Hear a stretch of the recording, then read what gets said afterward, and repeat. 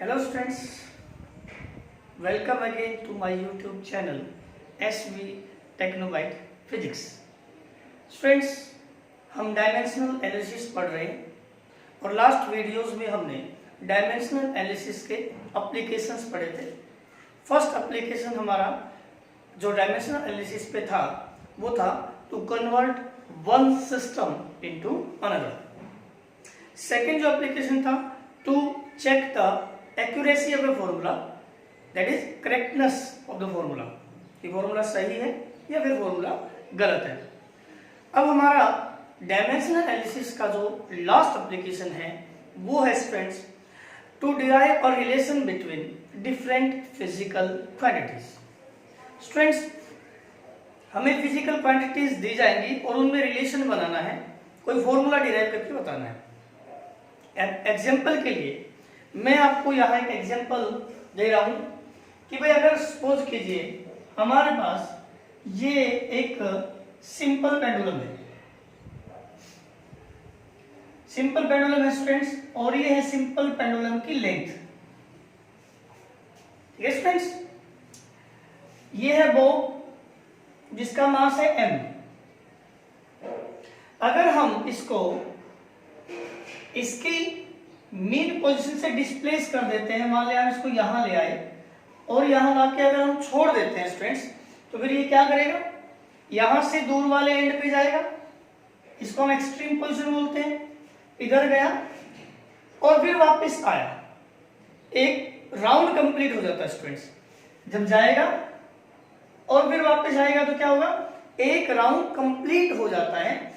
और ये एक राउंड कंप्लीट होने में जो टाइम लगता है उसको बोलते हैं स्टूडेंट्स हम time period.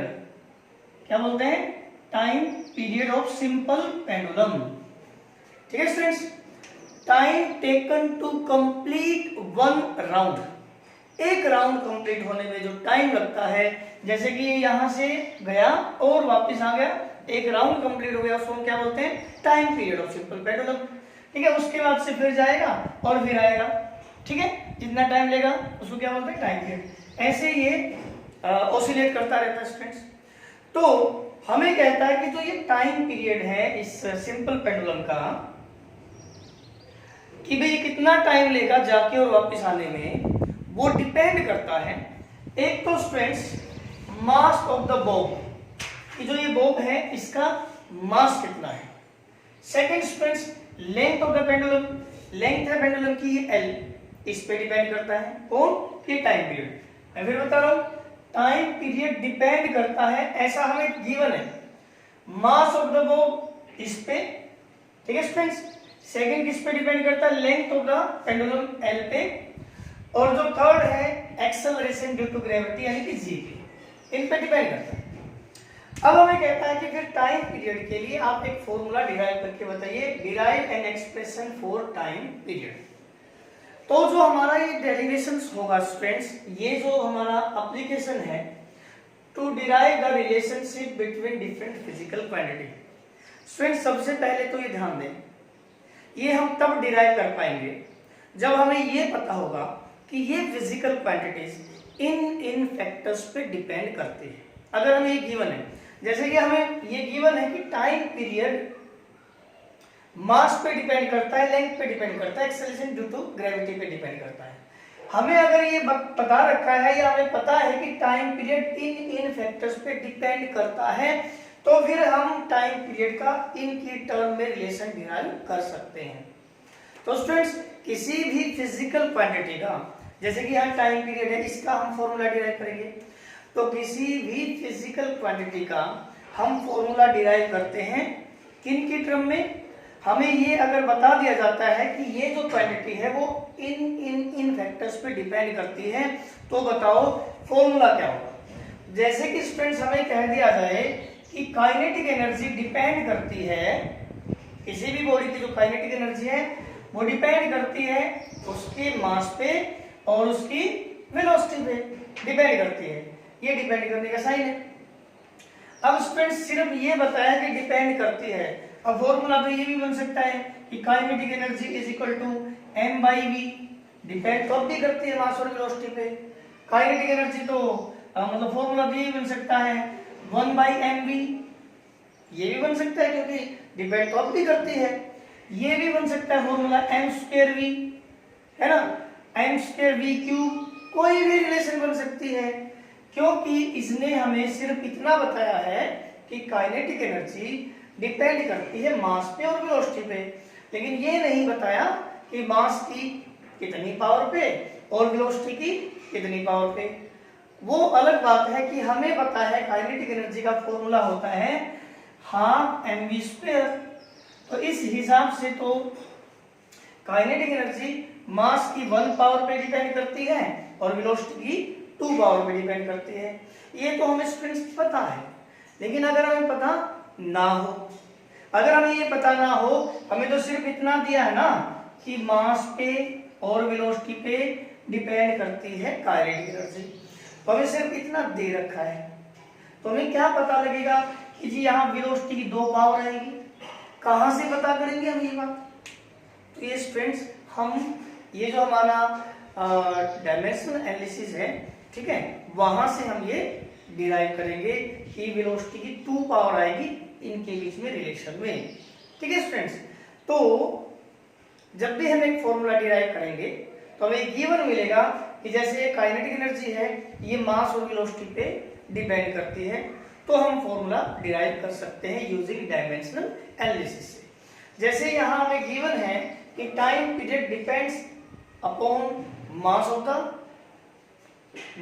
Bob, length of the pendulum, mass of the Bob and length of the pendulum, और थर्ड वेक्टर है एक्सेलरेशन ड्यू टू ग्रेविटी। अब इनका क्या फॉर्मूला बनता है वो हमें डिराइव करना है। क्या पता कुछ भी बने कि m²L/g बने, हमें नहीं पता, हो सकता है m जो भी बनेगा वो हमें डिराइव करना है। तो उसके लिए हमें क्या पता करना है कि मास की फॉर्मूला में क्या पावर आएगी, जो फॉर्मूला हम डिराइव करेंगे, लेंथ की क्या पावर आएगी और एक्सेलरेशन ड्यू टू ग्रेविटी की क्या पावर आएगी, जिसको हम बोलते हैं डायमेंशन। तो जो भी पावर आएगी मान लिया वो है स्टूडेंट्स a आई, जैसे कि m² हो फॉर्मूला में तो क्या आ जाएगा m की पावर 2, ठीक है, और फॉर्मूला में मान लिया L³ आता हो, जो फॉर्मूला हम डिराइव करेंगे मान लिया उस फॉर्मूला में m²L/g फॉर्मूला बनता हो, तो मास की क्या पावर आएगी, मास की पावर क्या आएगी 2 आएगी, लेंथ की फॉर्मूला में क्या पावर आएगी 3, और एक्सेलरेशन ड्यू टू ग्रेविटी क्योंकि नीचे है ऊपर आए तो देखो -1 हो गया, तो इसकी क्या पावर आएगी -1। स्टूडेंट्स हमें ये पता तो नहीं है ना क्या पावर्स आएगी, फॉर्मूला पता नहीं है, तो जो भी पावर आएगी उसको, जैसे कि मास की पावर 2 है उसको हमने यहाँ a मान लिया, ठीक है, तो a को हम निकालेंगे फॉर्मूला में, वो जो वैल्यू आएगी वो a की पावर मास की पावर बन जाएगी। ऐसे लेंथ की जो भी पावर आएगी वो मान लिया b है, और एक्सेलरेशन ड्यू टू ग्रेविटी की जो पावर आएगी मान लिया वो c है, ठीक है। और इस टॉपिक में हमारा यही काम है कि a कितना होगा यानी कि m की पावर क्या आएगी, b कितना होगा यानी कि l की पावर क्या आएगी, c कितना होगा यानी कि g की पावर क्या आएगी। मतलब ये जो हमारा टॉपिक है इसमें हमें a की वैल्यू, b की वैल्यू और c की वैल्यू डिराइव करनी है, ठीक है, ये हमारा टॉपिक है, फॉर्मूला बन जाएगा स्टूडेंट्स। तो अभी मैं आपको बताता हूँ स्टूडेंट्स, हमें दे रखा है क्वेश्चन में कि time period of simple pendulum, तो हमने टाइम पीरियड लिख दिया t, capital T, which depends upon, ये डिपेंड करता है time period mass of the bob, हमने लिख दिया m, ठीक है, लेंथ ऑफ द पेंडुलम तो लेंथ लिख दिया l, फिर लिखा है acceleration due to gravity g लिख दिया, ठीक है। टाइम पीरियड इन पे डिपेंड करता है, लेकिन फॉर्मूला में मास पे कितना डिपेंड करता है, यानी कि मास की कितनी पावर हो फॉर्मूला में, लेंथ की कितनी पावर हो और एक्सेलरेशन ड्यू टू ग्रेविटी की कितनी पावर हो, वो हमें दे नहीं रखी। तो हमारा टॉपिक क्या है कि इनकी पावर्स हम फाइंड आउट करेंगे और फॉर्मूला जो है वो डिराइव करेंगे, ठीक है स्टूडेंट्स। तो मान लिया मास की जो भी पावर होगी वो है a, लेंथ की जो भी पावर है वो है b, और एक्सेलरेशन ड्यू टू ग्रेविटी की जो भी पावर है वो c है। स्टूडेंट्स जब भी हम प्रोपोर्शनल साइन हटाते हैं तो हम कांस्टेंट यूज करते हैं, वो है यहाँ पे k m की पावर a l की power b acceleration due to gravity की पावर c। इसको हमने इक्वेशन 1 नाम दिया। अब स्टूडेंट्स ये हमारे पास एक इक्वेशन है, ये टाइम पीरियड है और इधर क्या है, बीच में क्या निशान है, इक्वल का। आपको पता है दो चीजें इक्वल कब होंगी, जब वो बिल्कुल एक जैसी चीजें हो, यानी कि ये टाइम पीरियड है तो ये भी क्या है, टाइम पीरियड है, बराबर तो तभी होंगी।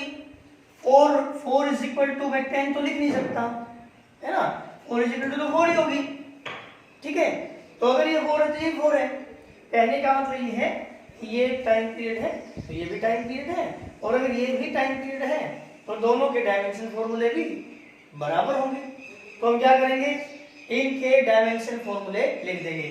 पुटिंग डायमेंशन फॉर्मूले, पुटिंग डायमेंशन फॉर्मूला, डायमेंशन फॉर्मूले ना ऑन बोथ साइड्स, दोनों साइड इनके डायमेंशन फॉर्मूले हमने लिख दिए। तो टाइम पीरियड का क्या होता है स्टूडेंट्स, इन इक्वेशन 1, ठीक है। तो टाइम पीरियड का डायमेंशन फॉर्मूला होता है t, सिर्फ टाइम पीरियड का तो t होता है। ना तो हमें मास की जरूरत पड़ी इसमें तो m0 लिख दिया, ना लेंथ की जरूरत पड़ी तो l0 लिख दिया, ठीक है। टाइम की जरूरत पड़ी तो 1 लिख दिया, ठीक है। टाइम पीरियड का t होता है, ओके, ठीक है स्टूडेंट्स। मास का क्या होता है, m, ओके। पावर कितनी है, a लिख दी। लेंथ का डायमेंशन फॉर्मूला क्या होता है, l, पावर कितनी है b, तो b लिख दी। एक्सेलरेशन, देखिए ये एक्सेलरेशन है ड्यू टू ग्रेविटी। ग्रेविटी आपको बताया था अर्थ का अट्रैक्शन, अर्थ जिस फोर्स से खींचती है, तो अर्थ जब किसी बॉडी को खींचती है ना तो उसकी वेलोसिटी या तो इंक्रीज हो जाती है, डिक्रीज हो जाती है। तो वेलोसिटी का चेंज होना एक्सेलरेशन होता है। तो ये एक्सेलरेशन ड्यू टू ग्रेविटी है। मैं ध्यान से आपको ध्यान देना, मैं फिर बता रहा हूं, this is acceleration due to gravity, यानी कि change in velocity due to gravity है। तो ये एक्सेलरेशन है स्टूडेंट्स, और एक्सेलरेशन का डायमेंशन फॉर्मूला होता है LT-2, ठीक है, okay. m0 l0 t1 is equal to, students यहां से मास की क्या पावर है, a, तो a ही है। लेंथ की पावर स्टूडेंट्स यहां से तो है b, और देखो लेंथ इसमें भी है, लेंथ की पावर c है ना, इसकी पावर है ना c। तो अगर बेस सेम हो तो पावर ऐड हो जाया करती है। तो यहाँ पे एक तो लेंथ की पावर b है यहाँ पे, और यहाँ लेंथ की पावर c है, तो हम इकट्ठा लिख दें लेंथ की पावर, तो हम लिखेंगे b प्लस c। ऐसे स्ट्रेट टाइम पीरियड है, टाइम पीरियड की पावर है -2 और उसकी पावर है c, तो टाइम पीरियड की पावर हो गई -2c, ठीक है स्टूडेंट्स। तो m की पावर a, l की पावर यहां भी थी और l की पावर यहां भी थी, बेस सेम है तो पावर ऐड कर दी, यहां से तो b और यहां से c, b plus c। Time period की पावर है यहाँ -2 और यहाँ है c, तो -2c। स्टूडेंट्स हमने पढ़ा था प्रिंसिपल ऑफ होमोजेनिटी। एक्चुअली ये डेरिवेशन भी प्रिंसिपल ऑफ होमोजेनिटी पे ही बेस्ड है। प्रिंसिपल ऑफ होमोजेनिटी हमें क्या कहती है कि अगर कोई फिजिकल इक्वेशन है, ठीक है, तो वो डायमेंशनली करेक्ट होनी चाहिए। और डायमेंशनली करेक्ट से मतलब क्या है कि उसके दोनों साइड की मास की जो पावर है वो इक्वल मिलनी चाहिए, लेंथ की जो पावर है वो इक्वल मिलनी चाहिए, टाइम की जो पावर है वो भी इक्वल मिलनी चाहिए। मतलब यहां मास की कितनी पावर है, 0, और यहां मास की क्या पावर है, a, दोनों साइड। यहां जो मास की पावर है इक्वल से राइट साइड में वो बराबर होगी यहां मास की पावर के। ये क्या है, प्रिंसिपल ऑफ होमोजेनिटी, यानी कि यहां जो मास की पावर है ना स्टूडेंट्स, मैं लिख रहा हूं अकॉर्डिंग टू प्रिंसिपल ऑफ होमोजीनियटी क्या बताती है स्टूडेंट्स? यहां जो मास की पावर है कितनी है a, वो बराबर होगी यहां मास की पावर के 0। या मास की पावर a है या मास की पावर 0 है तो ये बराबर होगी। ऐसे ही यहां जो लेंथ की पावर है राइट साइड में कितनी है b प्लस सी, बराबर होगी यहां लेंथ की पावर है, यहां लेंथ की पावर है b प्लस सी और यहां लेंथ की पावर है 0। यहां टाइम की पावर है स्टूडेंट्स -2c टाइम की पावर और यहां टाइम की पावर कितनी है 1। तो टाइम की यहां जो पावर है वो बराबर होगी यहां टाइम की पावर की यानी कि 1। ठीक है स्टूडेंट्स, तो यहां से अगर हम देखें तो c की वैल्यू क्या आई -1/2। ठीक है, c की वैल्यू यहां से -1/2 आई क्योंकि -2 को हम इधर ले गए। अगर मैं c की वैल्यू यहां रखूं b और c की जगह क्या रखा है -1/2, c की वैल्यू आई ना -1/2, वो आ गई 0, तो b की वैल्यू क्या आ गई 1/2, दूसरी साइड ले गए प्लस हो गया ना, यहाँ माइनस था तो 1/2, तो b की वैल्यू 1/2, c की वैल्यू -1/2 और a की वैल्यू 0। यानी कि जो मैं कह रहा था ना शुरू में ही कि स्टूडेंट्स हमें ये तो दिया है कि टाइम पीरियड डिपेंड करता है मास पे, लेंथ पे और एक्सेलरेशन ड्यू टू ग्रेविटी पे, लेकिन ये नहीं पता कि इसकी कितनी पावर पे, इसकी कितनी पावर पे, इसकी कितनी पावर पे। हमने मान लिया कि इसकी ए पावर पे, इसकी बी पावर पे, इसकी सी पावर पे डिपेंड करता है। अब हमने वो पावर निकाल दी, जैसे कि मास की पावर ए थी ना वो 0 है, इस पे डिपेंड करता है। लेंथ की पावर बी मानी थी तो बी की जगह आप ये रख देंगे, तो लेंथ की इतनी पावर पे डिपेंड करता है और सी एक्सेलरेशन ड्यू टू ग्रेविटी उसकी इतनी पावर पे डिपेंड करता है। तो स्टूडेंट्स देखिए आगे कि हम लिख देते हैं ये जो वैल्यूज है ए बी और सी की, इनको यहां पे पुट कर दिया है कि इनकी कितनी पावर पे डिपेंड करता है। तो हमने लिख दिया putting A B and C in equation 1। Equation 1 में हमने ये वैल्यू पुट कर दी है, तो time period is equal to क्या है स्टूडेंट्स के n की पावर a, n की पावर a है ना n की पावर, और a हमारा क्या है 0, तो n की पावर 0। लेंथ की पावर b कितना है 1/2, तो 1/2। फिर है acceleration due to gravity g, इसकी पावर c कितना आया है -1/2। तो किसी भी क्वांटिटी की पावर 0 होती है वो 1 हो जाती है, तो टाइम पीरियड आ गया कि k ये हो गया 1, तो l की पावर 1/2, मास की पावर 0 है ना, किसी भी क्वांटिटी की पावर 0 1 के बराबर होती है तो 1 हो गई। लेंथ की power 1/2, acceleration due to gravity की पावर -1/2 है, ऊपर से नीचे या नीचे से ऊपर ले जाते हैं तो पावर चेंज हो जाती है। तो अगर हम इसको नीचे ले आए तो ये होगी g की पावर 1/2, और आपको पता है स्टूडेंट्स कि भाई 1/2 का मतलब होता है स्क्वायर रूट, तो l की पावर भी क्या है हाफ है तो अंडर रूट होगी, g की पावर भी हाफ है तो क्या होगी अंडर रूट होगी, है ना। तो हम इसको क्या लिख सकते हैं एक साथ लिख ले, चाहे अंडर द रूट LB और GB, क्योंकि इसकी पावर भी हाफ थी इसकी पावर भी हाफ थी, तो ये आ गया स्टूडेंट्स। ये हमारा रिलेशन आ गया टाइम पीरियड का लेंथ और एक्सेलरेशन ड्यू टू ग्रेविटी के साथ, ये रिलेशन है। इसका मतलब मास का यहाँ कोई डिपेंडेंस नहीं है, यानी कि टाइम पीरियड सिंपल पेंडुलम के जो बोब है उसके मास पे डिपेंड नहीं करता। हालांकि शुरू में दिया था ना कि time period of simple pendulum depends upon mass of the Bob, ऐसा दिया था हमें, लेकिन फॉर्मूला जब हमने डिराइव किया तो उसमें मास नहीं आ रहा, इसका मतलब टाइम पीरियड मास पे डिपेंड नहीं कर रहा है। ठीक है स्टूडेंट्स, ओके। अब आपको वैसे के अगर इस के की वैल्यू हम एक्सपेरिमेंटली फाइंड आउट करते हैं एक्सपेरिमेंट से, तो ये आती है स्टूडेंट्स के की वैल्यू 2 पाई,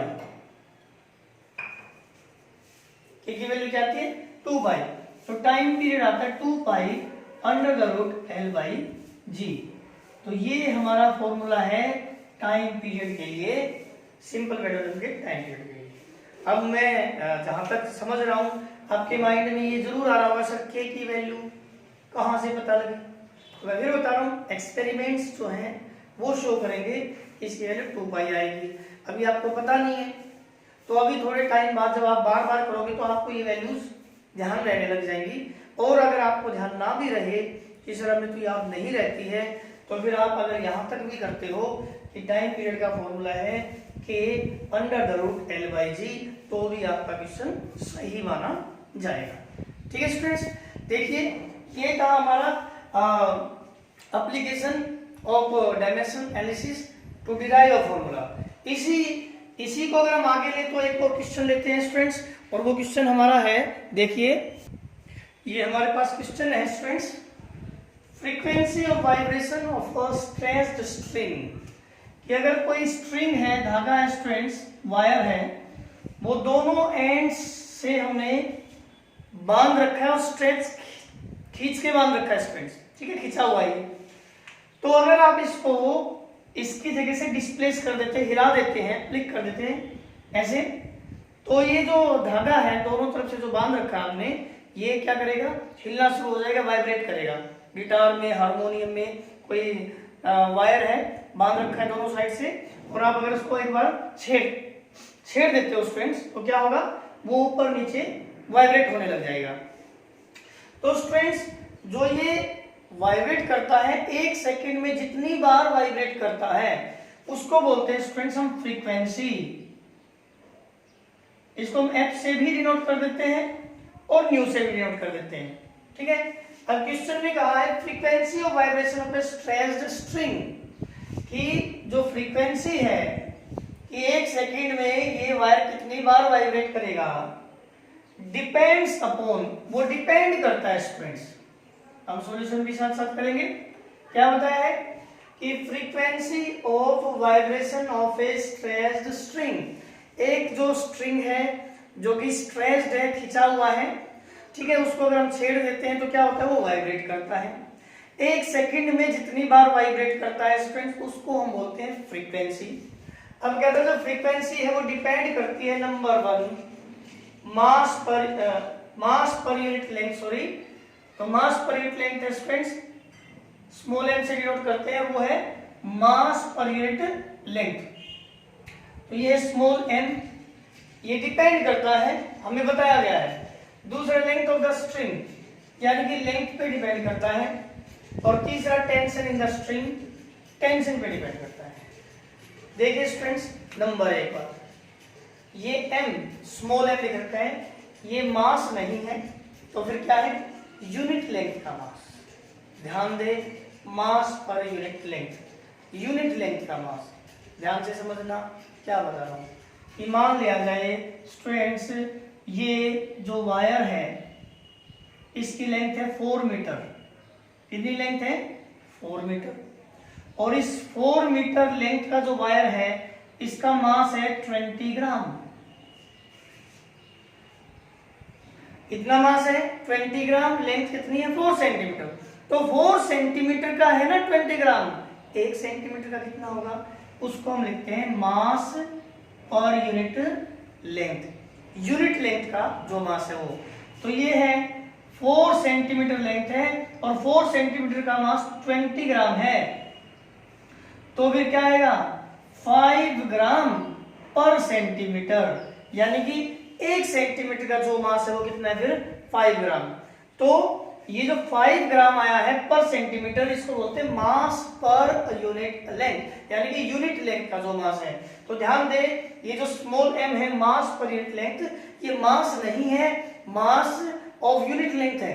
तो इसका जब आप डायमेंशन फॉर्मूला लिखोगे ना, ये क्या है, मास पर यूनिट लेंथ है ना, तो मास का डायमेंशन फॉर्मूला क्या होता है, m, और लेंथ का l। तो स्मॉल m का डायमेंशन फॉर्मूला आपका क्या आएगा, ml-1। ध्यान रहे, ये मास नहीं है, मास पर यूनिट लेंथ है, और मास पर यूनिट लेंथ का डायमेंशन फॉर्मूला ml-1 होता है। दूसरा लेंथ का तो आपको पता है l होता है। आपको वैसे टेंशन क्या है, टेंशन मतलब खिंचाव, तनाव। खिंचाव या तनाव क्या होता है, फोर्स ही तो है, बल ही तो है। खींच रखा है, कितने बल से खींच रखा है, तनाव, ठीक है। तो वो क्या है स्टूडेंट्स, ये tension is a force, force है। तो आपको पता है टेंशन अगर फोर्स है तो फोर्स का डायमेंशन फॉर्मूला तो आपको पता ही है, क्या होता है, mL/T-2। ओके, तो चलिए हम क्वेश्चन को करते हैं आगे। देखो, एक तो फ्रीक्वेंसी डिपेंड करती है मास पे, लेंथ पे और टाइम पे, सिर्फ ये बताया गया है। लेकिन ये नहीं पता कि फॉर्मूला में मास की क्या पावर मिलनी चाहिए, फॉर्मूला जो बनेगा इनमें लेंथ की क्या पावर मिलेगी और टेंशन की क्या पावर मिलेगी। तो जो भी मिलेगी मान लिया वो ए है, बी है, सी है, और हमें यही निकालनी है।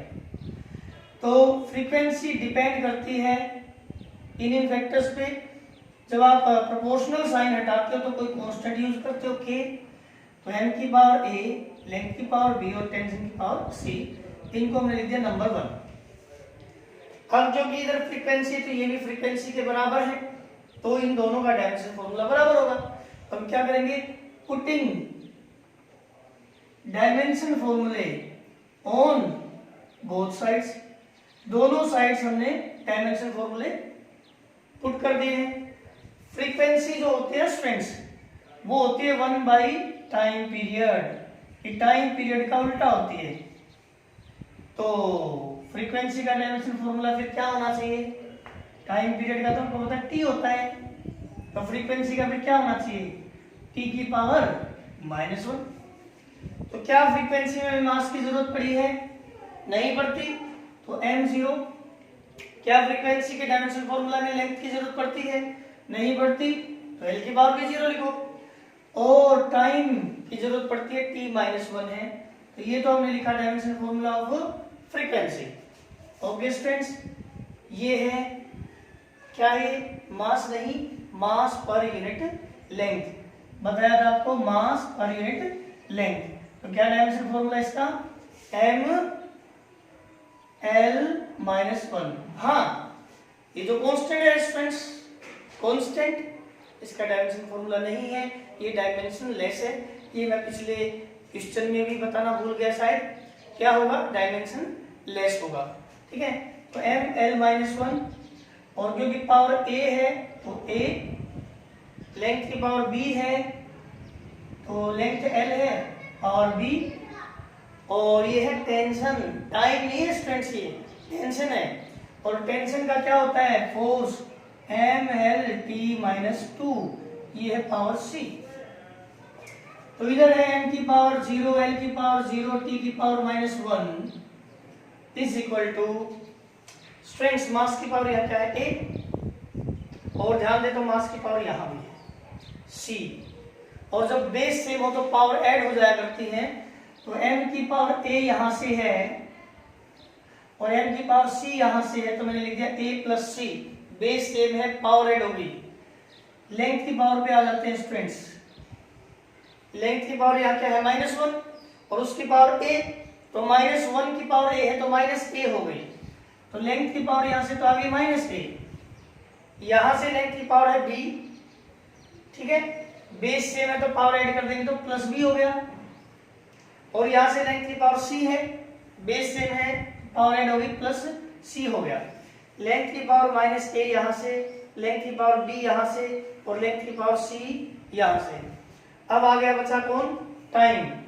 तो टाइम जो है स्टूडेंट्स उसकी पावर -2 है ये, और c है तो -2c। ओके स्टूडेंट्स, अब आपको कौन सा फॉर्मूला बताया था, according to principle of homogeneity, ठीक है, वो क्या बताती है, according to principle of homogeneity, क्या बताती है आपको प्रिंसिपल ऑफ होमोजेनिटी, कि भाई अगर दोनों साइड के तो कोई इक्वेशन है, तो डायमेंशनली क्या होनी चाहिए, होमोजेनियस मिलनी चाहिए। डायमेंशनली होमोजेनियस से क्या मतलब है कि यहाँ जो मास की पावर है वो यहाँ भी मास की पावर के बराबर होनी चाहिए। जैसे यहाँ मास की पावर क्या है, a + c, और यहाँ कितनी है 0, तो a + c 0 के बराबर होना चाहिए। यहाँ लेंथ की ये पावर है और ये लेंथ की पावर है 0, तो -a + b + c 0 के बराबर होनी चाहिए, और -2c जो टाइम की पावर है वो यहाँ -1 के बराबर होनी चाहिए। तो देखिए हमने लिख दिया according to principle of homogeneity a + c को हम क्या लिखें, 0 के बराबर रखें। ठीक है भाई, या मास की पावर a + c है या मास की पावर 0 है, तो a + c = 0। लेंथ की क्या पावर है स्टूडेंट्स, लेंथ की पावर है -a + b + c, यही है ना लेंथ की पावर, और यहाँ लेंथ की पावर क्या है 0, तो बराबर होनी चाहिए। और इधर क्या है, टाइम की पावर कितनी है -2c, और इधर टाइम की पावर कितनी है -1, तो -2c जो है टाइम की पावर, यहाँ टाइम की पावर के बराबर होनी चाहिए। तो यहाँ से माइनस से माइनस कैंसिल कर दे स्टूडेंट्स, तो 2c = 1 और c = 1/2। लो भाई एक तो आ गई हमारे पास वैल्यू, क्या आ गई है, c की पावर, c की जगह हम 1/2 रख सकते हैं।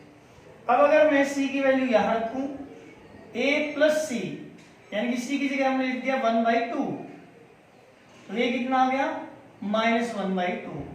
तो स्टूडेंट्स a की वैल्यू भी हमें मिल चुकी है। ओके, अब बचा कौन, b बच गया, क्योंकि c और a तो निकल चुका है। तो a की वैल्यू रखें, a की जगह क्या रखें यहाँ पे -1/2, देखो माइनस पहले से है, और a की जगह जैसे ही -1/2 रखेंगे तो ये हो जाएगा +1/2। b की वैल्यू हमें निकालनी है, प्लस c की वैल्यू क्या है 1/2, ठीक है, और वो कितना आ गया 0। ठीक है स्टूडेंट्स, तो देखिए हाफ और हाफ हो गया 1, प्लस हाफ और प्लस हाफ 1 हो गया, तो b + 1 लिख दिया = 0, और b की वैल्यू क्या आ गई -1। तो स्टूडेंट्स हमें a की वैल्यू भी मिल गई है, b की वैल्यू भी मिल गई है, c की वैल्यू भी मिल गई। ठीक है, तो हम कहेंगे therefore putting a, b and c in equation 1 में पुट किया तो क्या आया फ्रीक्वेंसी भाई, f = k m की पावर a, कितना आया -1/2, l की पावर b, l की पावर b, और b कितना है -1, b है ना -1, ठीक है, और इसकी पावर है कितनी, क्या पावर आई है c, और वो कितनी है 1/2। ठीक है स्टूडेंट्स, तो फ्रीक्वेंसी आ गई के, तो स्टूडेंट्स जो पावर माइनस में है, हम माइनस में नहीं रखते, हम इनको नीचे ले जाएंगे, पावर प्लस हो जाएगी, तो t की पावर हाफ है, यही रह गई, और l जो है माइनस है तो इसको नीचे ले आए, प्लस हो गई, और m की पावर -1/2 नीचे ले आए तो +1/2 हो गई। तो फ्रीक्वेंसी आ गई स्टूडेंट्स के,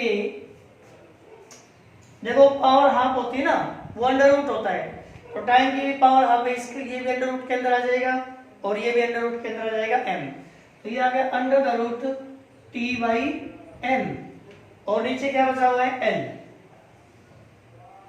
ठीक है, t की पावर 1/2 थी, अंडर रूट में ले लिया, मास की पावर 1/2 अंडर रूट में ले लिया, और l नीचे है, तो ये फ्रीक्वेंसी के लिए स्टूडेंट्स डेरिवेशन आ गया।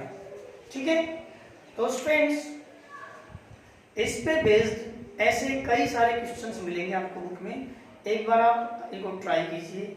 अगर आपको नहीं समझ में आता है तो भाई आप मुझसे कमेंट बॉक्स में जाके पूछ सकते हैं, या फिर मेरा नंबर है उस पर आप कॉल कर सकते हैं। ठीक है स्टूडेंट्स, तो आप जितने भी इस पे बेस्ड क्वेश्चन हैं कीजिए, बहुत इंपॉर्टेंट हैं, एग्जाम में आते रहते हैं। ठीक है स्टूडेंट्स, ओके।